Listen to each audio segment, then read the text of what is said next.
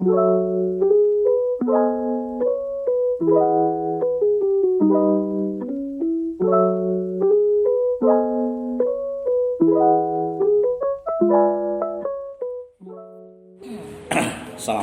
warahmatullahi wabarakatuh. Guten Morgen sobat pintar semuanya. Pagi ini saya ketemu dengan seorang dokter perempuan, Dokter LR Septi Listio Mulyani. Sebuah profesi yang mestinya teman-teman semuanya ideal. Setiap orang, setiap anak masa kecil pasti kalau ditanya sih ingin jadi apa? Dokter. Nah ini kali ini kita ngobrol dengan beliau langsung. Seperti apa beliau ini dengan soal berkegiatannya, mari kita kupas tuntas pada kesempatan kali ini. Apa kabar Mbak Septi? Baik Om. Saya panggilnya Mbak aja ya, karena masih sangat muda. Dengan saya aja paling yakin tua dengan saya.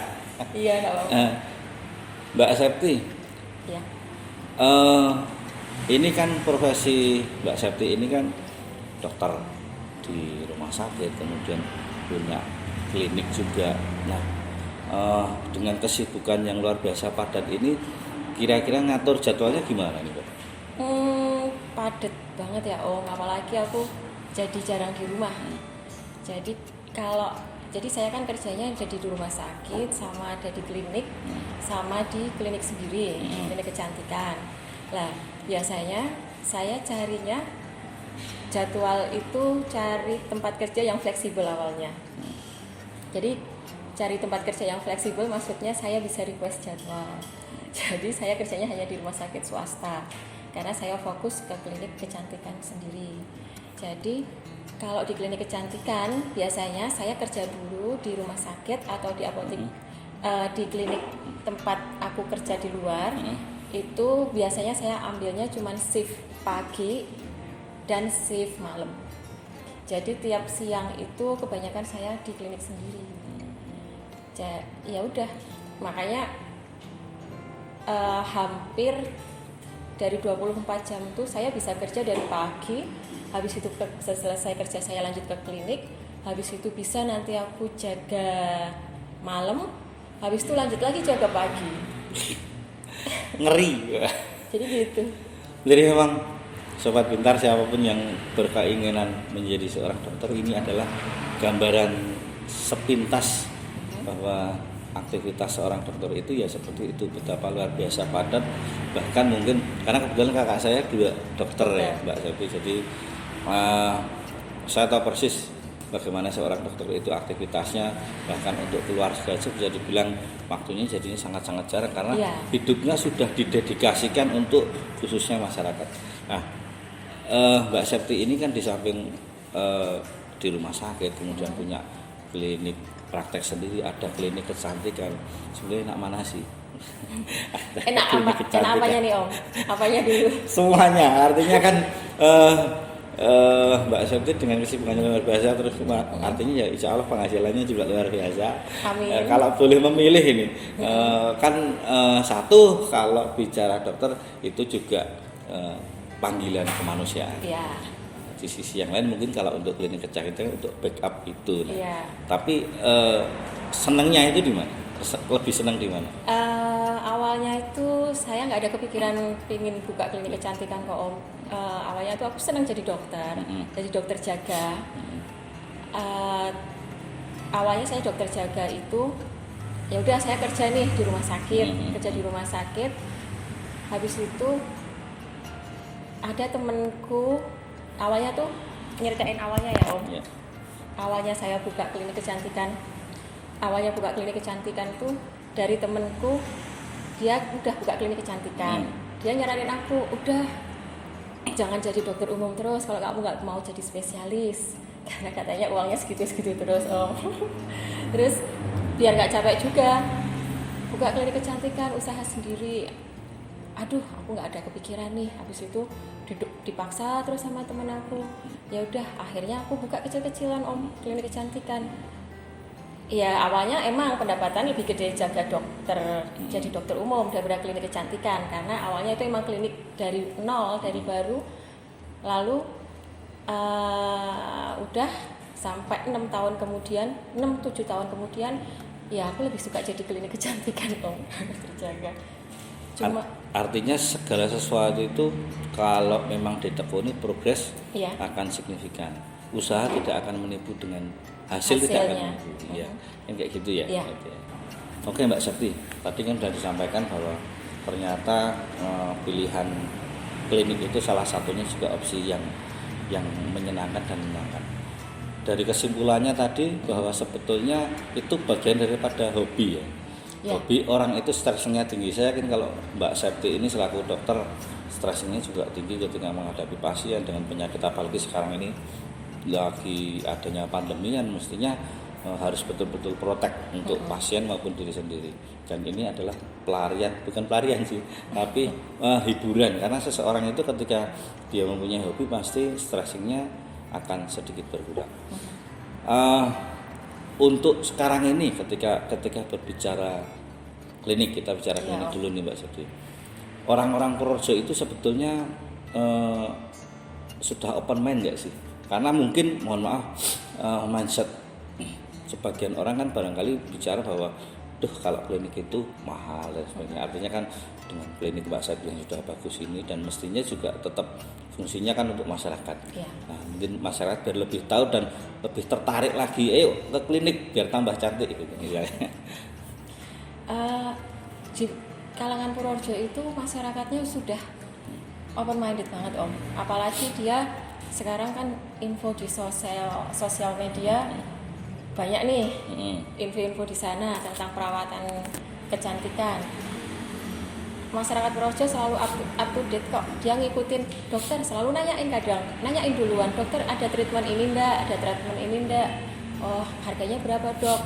Kalau di sini saya budgetnya emang beda banget sama yang di kota besar ya Om. Kalau di sini harganya lebih terjangkau dengan peralatannya nggak jauh beda sama yang di kota besar. Peralatan yang di sini klinik saya udah lengkap, belum lengkap banget yang kayak di kota besar, cuman kalau di Purworejo insya Allah paling lengkap Om. Harganya juga tetap terjangkau kok Om. Kalau di sini apa aja sih yang dilayani?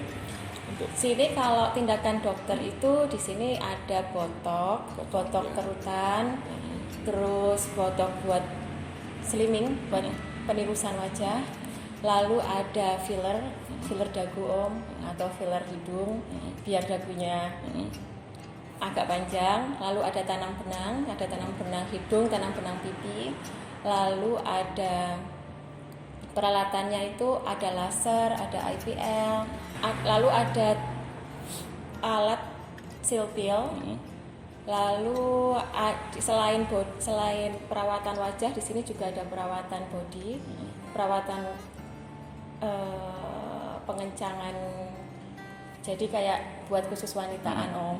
Lalu ada treatment buat rambut juga, terus alat HIFU juga ada. Sangat komplit sebetulnya, artinya tadi sudah sampaikan alatnya juga paling komplit di Purworejo. Ini Sobat Pintar, khususnya warga masyarakat Purworejo, kalau mau perawatan kecantikan bisa datang ke tempat prakteknya Mbak Dokter. Ini alamat tepatnya di mana? Alamatnya itu di Jalan Tentara Pelajar, tapi kalau ngasih alamat tuh susah ya Om, kadang ancar-ancar. Patokan Iya, patokan aja. Jadi kalau dari arah timur, dari arah Purworejo, setelah Lengkong Om. Setelah lampu merah. Setelah lampu merah Lengkong, dan sebelum BRI Banyurip nanti ada di kiri jalan. Ini biasanya nanti setelah bikin acara ini istri saya pasti langsung ayo diantar ya. Boleh. Itu ya teman-teman, sudah jelas alamat lengkapnya. Silahkan datang ke sini. Insya Allah tadi sudah sampaikan bahwa alatnya paling komplit, artinya juga perawatannya insya Allah paling komplit. Dan Dokter Septi ini bukan karena di depannya loh ini saya bicara, tapi memang saya alhamdulillah sudah kenal lama, ramah, familiar, low profile, gampang dicari, dibanding klinik-klinik kecantikan yang lain. Saya merasa paling beliau ini paling care. Jadi insya Allah kalau datang ke sini perawatannya juga pasti luar biasa, perfect lah menurut saya. Tadi udah kita bicara klinik lah, kemudian kembali ke pekerjaan utama Mbak Septi ini selaku dokter. Dulu waktu kecil memang punya cita-cita jadi dokter, Mbak? Tidak ada. Cita-citanya Sama apa sekali. dulu waktu kecil? Cita-citaku dulu malah pengen jadi polisi, Om. Malah jadi polisi. Iya. Tidak ada sama sekali. Itu kenapa aku bisa jadi dokter? Nih aku sedikit cerita ya, Om. Itu awalnya waktu aku sekolah SMA nih. SMA tuh aku mikir, aduh besok mau kuliah apa ya? Aduh aku males nih kuliah, mikir lagi. Nanti belum cari kerjaan lagi gitu loh, Om ya. Habis itu udah mau jadi polisi aja. Apalagi bapak aku kan pensiunan polisi ya. Jadi ya udah, aku pikir kan setelah SMA jadi polisi, ikut pendidikan, selesai nih dapat kerjaan, nggak usah mikir cari kerjaan, ya kan Om? Pola pikir anak kecil ya itu ya. Aku tidak tahu. Terus waktu itu dari ibu malah itu kayak saran ibu sesaat dadakan tiba-tiba ibu tuh nyaranin aku pas itu kan anak kakak sakit nih Om. Anak kakak sakit hari Minggu cari dokter tuh pada praktekan tutup semua. Habis itu akhirnya tapi ada dokter yang standby dari beberapa dokter cari dokter pada tutup semua. Akhirnya ada dokter yang akhirnya mau meriksa ponaan. Lah dari kejadian itu ibu cuman kayak lalu lalang aja ngomong ke aku. Manggil saya kan Tin nih, Septi tapi manggilnya ada Tinnya. Tin, kamu jadi dokter aja kok. Tapi kalau jadi dokter, besok kalau ada orang mau datang periksa, walaupun itu hari libur, tapi kamu di rumah, mbok diperiksa. Ya aku ya udah terserah ibu. Kalau ibu mau pengen jadi dokter, ya udah aku ngikut. Kalau bapak terserah, karena bapak pas itu udah mau prosesin daftarin polisi, karena itu udah lulusan SMA. Akhirnya ya udah daftar dokter itu aja udah gelombang 2 Om. Akhirnya ya udah nih, untungnya aku IPA, aku masuk ke dokteran, ya udah jadi seperti sekarang ini, alhamdulillah. Nggak ada kepikiran pengen ngambil spesialis gitu misalnya? Dulu sebenarnya pinginnya spesialis bedah Om. Aku kan suka tindakan ya. Aku pingin sekolah dokter bedah, cuman saat itu aku mikirnya kalau dokter bedah tuh isinya kebanyakan spesialisnya yang sekolah cowok semua ya Om. Ceweknya saat itu kan masih jarang banget nih. Terus habis itu aku mikir biaya, aduh biayanya juga nggak cukup dikit kan Om. Lalu aku harus stop kerja kalau sekolah. Terus itu aku udah terjun kerja sekitar 2 tahunan lah. Jadi keenaan kerja Om. Jadi aku udahlah cari uang aja. Mbak Septi ini merendah loh ya. Karena tadi katanya biayanya enggak sedikit ya. Padahal saya tahu beliau ini ya lebih dari cukup lah kalau untuk belajar itu. Tadi kan disampaikan keinginan seperti itu. Ketika menjadi dokter kemudian bedah lah. Kalau klinik ini kan sekarang mohon maaf nih Mbak Septi kan dokter umum ya. Kemudian ketika bicara klinik itu kan ada tindakan-tindakan tadi semisal membikin dagunya agak panjang terus hidungnya terlihat mancung, pipinya terus. Itu ilmunya dari mana Mbak Septi? Itu ada pelatihannya khusus sendiri. Ada khusus ya? Jadi emang ada pelatihan khusus dokter kecantikan. Nanti ada pelatihan, ya udah kita pelatihan dapat sertifikat baru kita boleh tindakan di klinik gitu. Oke Mbak, ini kan kita bicara di kota kecil ya. Purworejo itu kota kecil yang ramah kalau menurut saya, makanya banyak sekali yang ingin survive di sini termasuk Mbak Septi. Kenapa sih pertimbangannya bikin klinik kecantikan di Purworejo, enggak misalnya di Semarang aja atau Jogja atau Magelang yang otomatis kan pangsa pasarnya mungkin lebih banyak besar. Ya, lebih besar. Karena dasarnya saya kan stay-nya di Purworejo, stay-nya di Purworejo dan saya kerja dokter umumnya juga di Purworejo. Jadi saya lebih sekalian buka usahanya juga di kota yang sama. Nanti kalau di kota besar saya nggak stay di sana, buat usaha sendiri nanti kurang maksimal. Apalagi kalau di kota besar kompetitornya juga gede. Jadi yang penting udahlah di kota sendiri aja. Yang saya sehari-harinya emang di sini. Pingin nggak punya bikin rumah sakit sendiri gitu. Kalau ini kan klinik ya. Iya. Kalau klinik kan memang something spesial untuk kecantikan. Tapi kalau bicara rumah sakit kan lebih umum lagi. Jiwa sosialnya bisa lebih tersalurkan lagi karena otomatis kan banyak sekali yang membutuhkan dan satu sebetulnya kalau menurut saya bisnis rumah sakit itu bisnis yang ranyang-nyangan ya Mbak. Orang itu ketika sakit Mbak dirgani piramis itu tetap mau. Iya.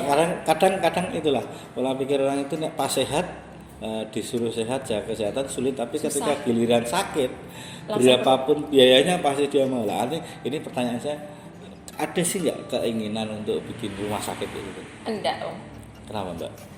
Enggak, karena itu bukan passion saya mungkin ya. Karena saat ini saya lebih seneng ke bukan yang pengobatan, saya lebih suka ke kecantikan, Om. Gitu ya. Iya. Ya. Tapi juga tetap pengobatan saya juga kerja ya, Om. Karena biar saya nggak, intinya itu saya kerja di rumah sakit biar nggak lupa ilmu dasarnya jadi dokter, intinya gitu, Om. Terus nih ini mungkin agak berbeda. Ketika Mbak Septi ini profesi utamanya adalah dokter, kemudian punya klinik kecantikan. Kalau dokter itu kan memang seperti tadi pesan-pesan dari orang tuanya kan bahwa hari Minggu pun kalau ada orang periksa harus diobati, harus siap sewaktu-waktu karena memang itu juga terkait mungkin sumpah jabatannya ada kayak gitu. Iya. Dan ibu juga pas itu juga selalu pesan sama aku, kalau jadi dokter kalau nanti kamu pasienmu orang nggak punya jangan dimintai uang. Nah itu ada hubungannya yang mau saya tanyakan.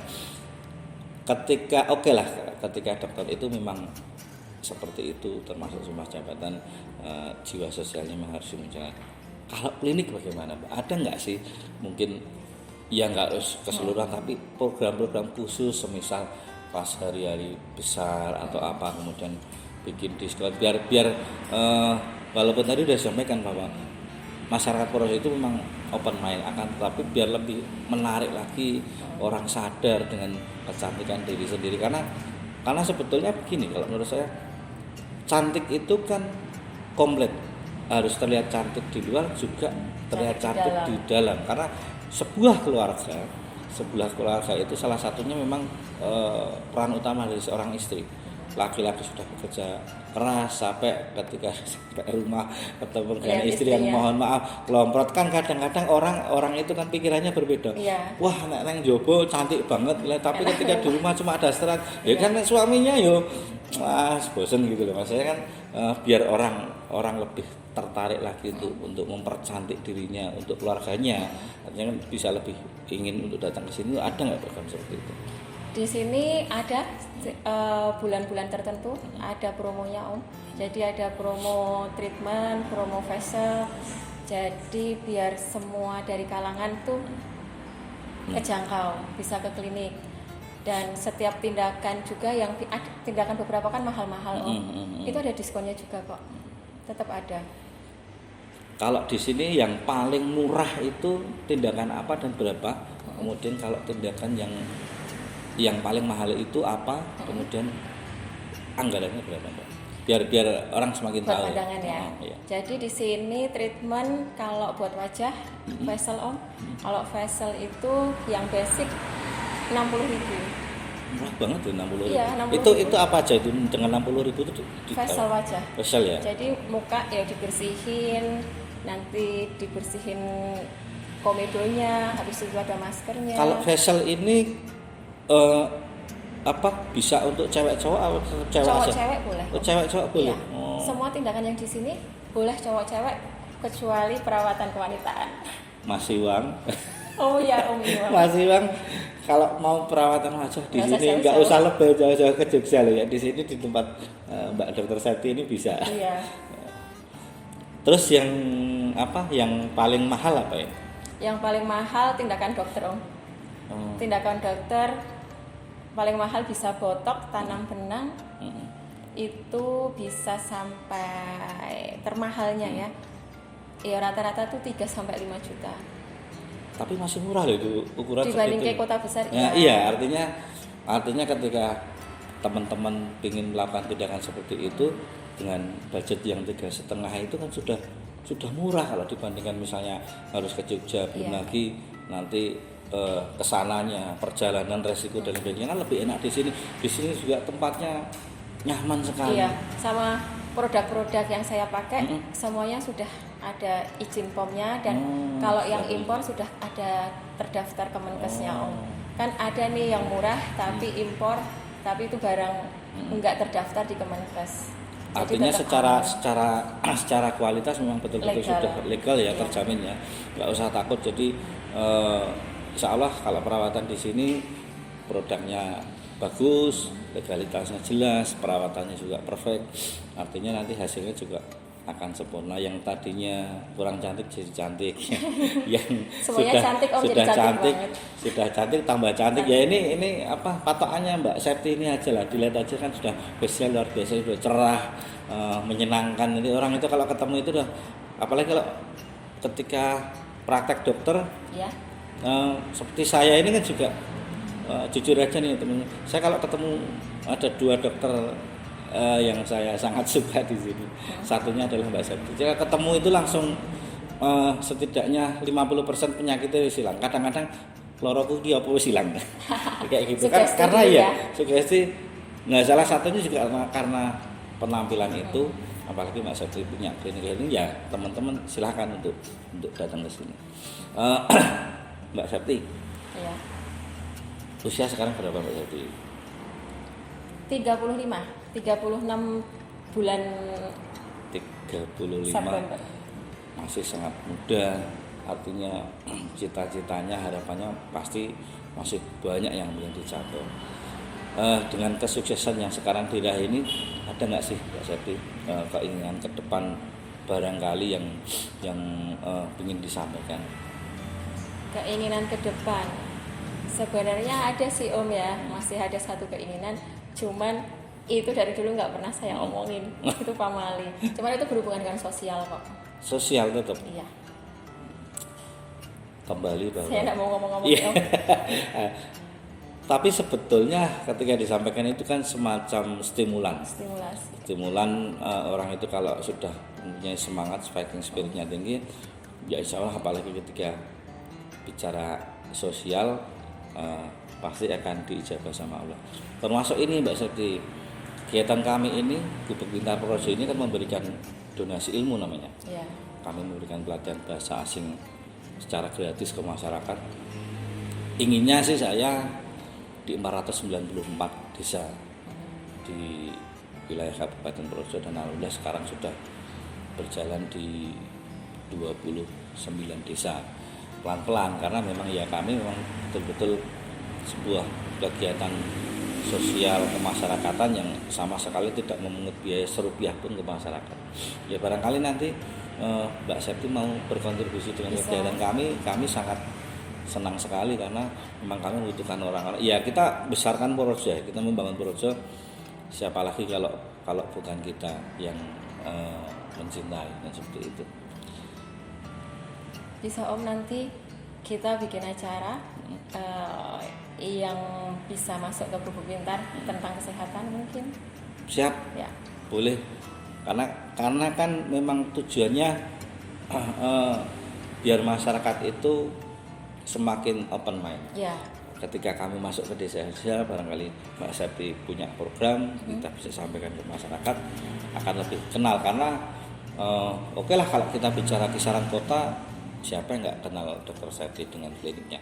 Tapi kalau sudah misalnya mohon maaf bicara yang nggak jauh, Iya. Bruno, Di perdesaan.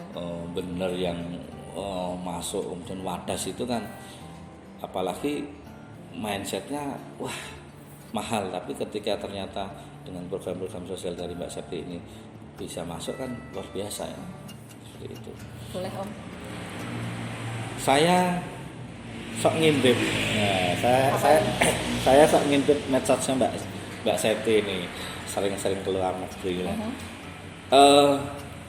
Buat perbandingan aja Mbak Septi. Iya. Kalau hidup di luar negeri sama di Indonesia itu bedanya apa? Yang bedain hidup di luar negeri sama di Indonesia itu lifestyle-nya Om. Jadi lifestyle-nya itu kalau di luar negeri itu lebih ini ya, bahasa Jawanya koe-koe aku-aku. Jadi lebih sendiri-sendiri. Terus kalau di Indonesia itu sosialnya masih tinggi ya.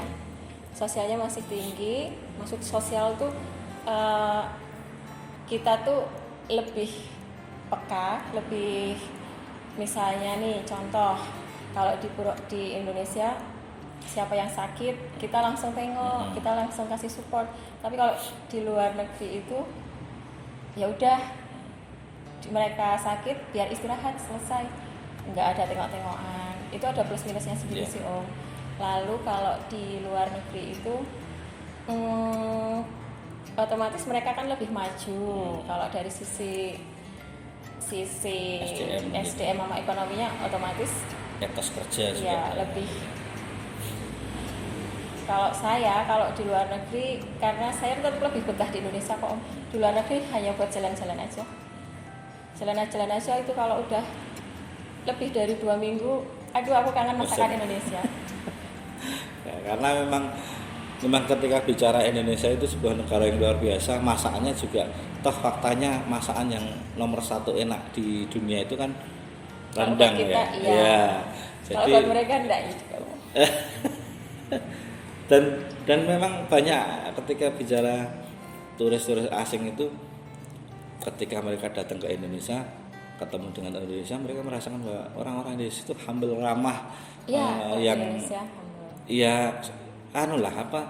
sesuatu yang menyenangkan, menenangkan, ngangeni ya mereka. Makanya banyak sekali orang-orang asing yang kemudian ketika tinggal di sini bahkan tadinya cuma ingin tinggal seminggu, 2 minggu, bisa sampai berbulan-bulan bahkan. Karena lebih murah.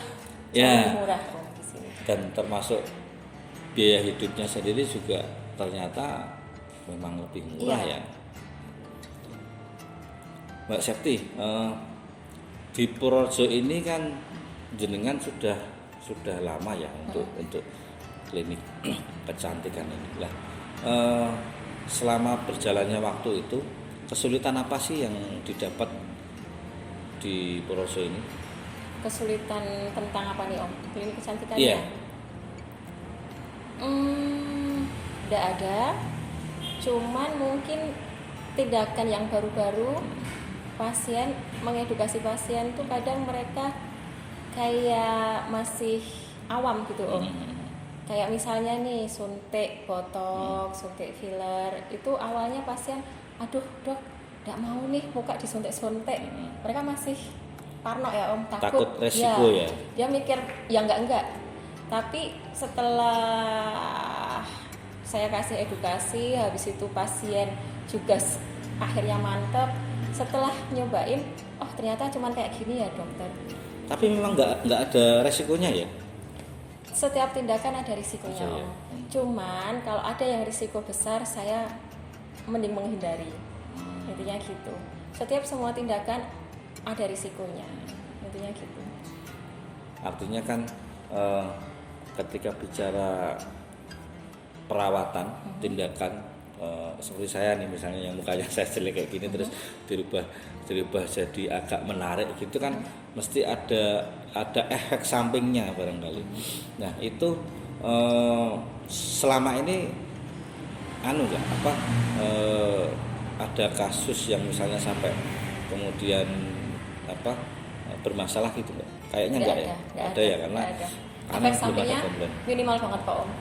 Jadi saya hanya melakukan tindakan yang less risk, sama efek sampingnya benar-benar minimal.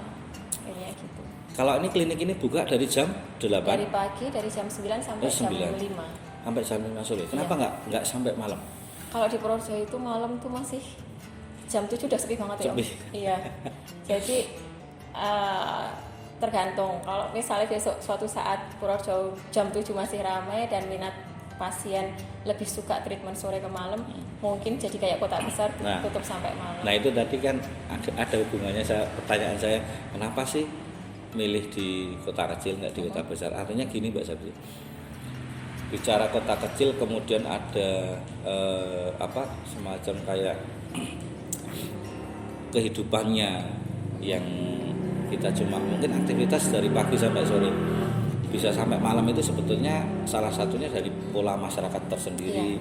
Kemudian juga menurut saya kebijakan dari pemerintah lah, karena ketika pemerintah kemudian membuat sebuah aturan yang membuat sistem atau aturan-aturan itu berdampak pada sebuah kegiatan sosial ekonomi sampai malam kan bisa.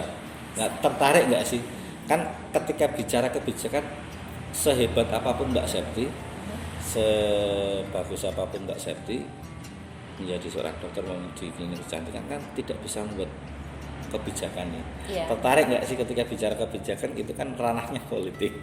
Tertarik nggak masuk ke ranah politik Mbak Septi? Aduh, kalau saat ini saya belum tertarik Om. Ya? Cuma nggak tahu nih, kalau semakin tambahnya usia mungkin jadi mulai tertarik. Ini sedikit PR ini buat karena beliau sudah membuka kuncinya ya, kalau ke depan nanti mungkin teman-teman politik mau ngajak, karena beliau juga care dengan Purworejo.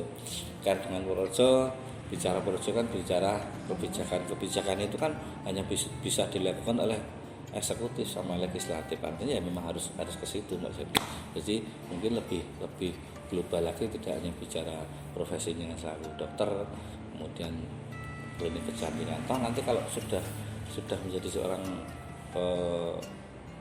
pejabat kan dengan polosanya bisa lebih bermanfaat lagi untuk masyarakat. Kalau sekarang kan hanya bicara pribadi nih, Mas Septi. Kebijakannya hanya pribadi buat program-program sosial ya, untuk masyarakat. Kalau sekarang ini otomatis juga dengan Mbak Septi buka klinik, itu kan otomatis membuka lapangan pekerjaan. Satu hal yang menurut saya spesial. Jadi orang itu punya ilmu itu bisa bermanfaat atau tidak tergantung personnya. Mbak Septi itu termasuk saya lihat sangat menginspirasi karena ilmunya itu bisa bermanfaat untuk masyarakat dan membuka lapangan pekerjaan untuk masyarakat. Berapa orang yang kerja di sini Mbak Septi? 8 orang Om. 8 orang itu rata-rata orang Purworejo? Semuanya 7 Purworejo, yang 1 dari Perembun Om. Perembun Laju? Iya, tiap hari. Ini kalau klinik sebesar ini dijaga nggak sih? Siapa? Dijaga nggak kalau malam? Enggak Om. Percaya ya dengan keamanan? Insya Allah percaya. Apalagi kan tidak ada barang-barang yang berharga kecuali alat-alat Om.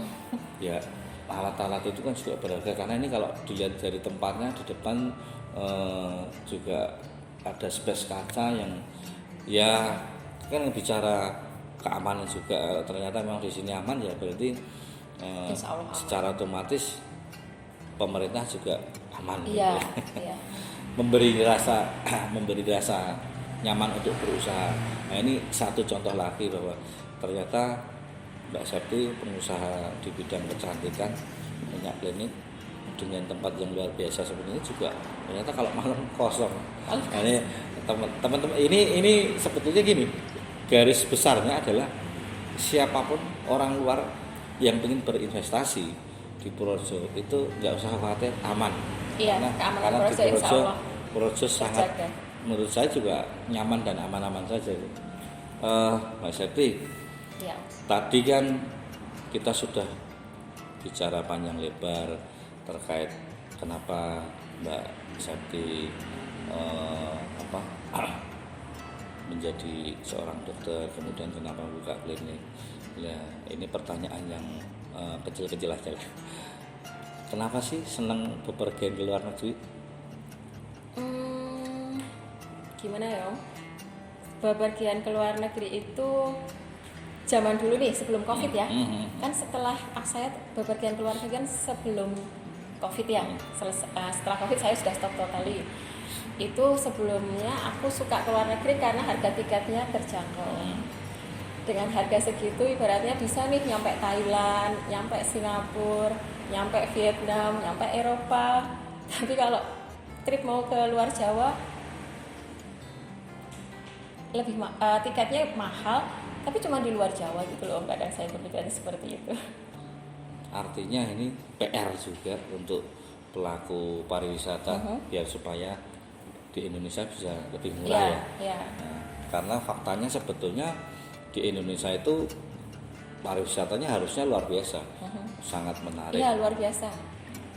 Ini nanti next trip insya Allah mau itu deh nyobain wisata di luar Jawa aja. Ya seperti Jawa aja kayak misalnya Karimun Jawa, kemudian mana yang ada kuda-kudanya itu Sumbawa, itu kan luar biasa keren itu. Terakhir ini Mbak Septi, sangat menarik obrolan kita, tapi mengingat waktunya.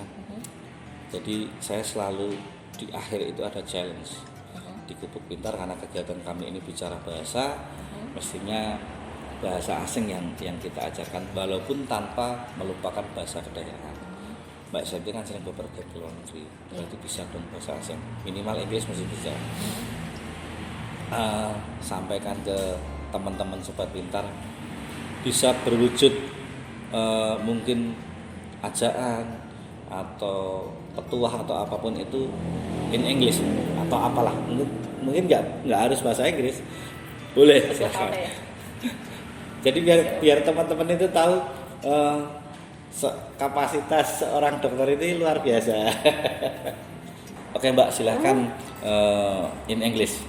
Ya, jadi gini Om ya, ada pepatah bilang you don't have to be great to start, but you have to start to be great.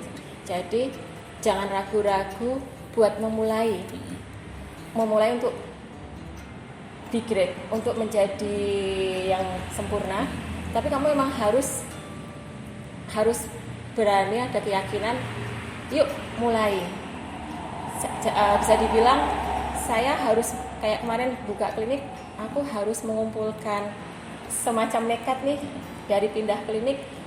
Ya wis, aku nggak harus to be great to start, tapi aku harus mulai dulu to be great. Jadinya gitu. Artinya bahwa segala sesuatu, mimpi apapun itu harus ada action. Ketika kita tidak melakukan tindakan, mimpi kita 100% gagal. Tapi kalau kita melakukan sebuah tindakan, setidaknya minimal 50% berhasil, 50% gagal. Tapi itulah yang namanya sebuah usaha. Dan usaha itu tidak akan menipu daripada ikhtiar. Kiranya itu ya, Mbak Septi. Sekali lagi terima kasih atas waktunya yang luar biasa ini. Mudah-mudahan Mbak Septi selalu sehat, selalu bermanfaat untuk masyarakat, baik profesi dokternya, kemudian kliniknya lebih bisa optimal lagi untuk masyarakat, dan sekali lagi semoga sukses untuk semuanya. Amin. Itu Sobat Pintar obrolan kita dengan Mbak dokter yang muda dan cantik ini, cantik luar juga cantik dalamnya, insya Allah sangat bermanfaat, sangat menginspirasi, dan kita ketemu lagi di berikutnya, di sosok inspiratif berikutnya. Semoga semuanya selalu sehat. Sampai ketemu. Assalamualaikum warahmatullahi wabarakatuh. Adios.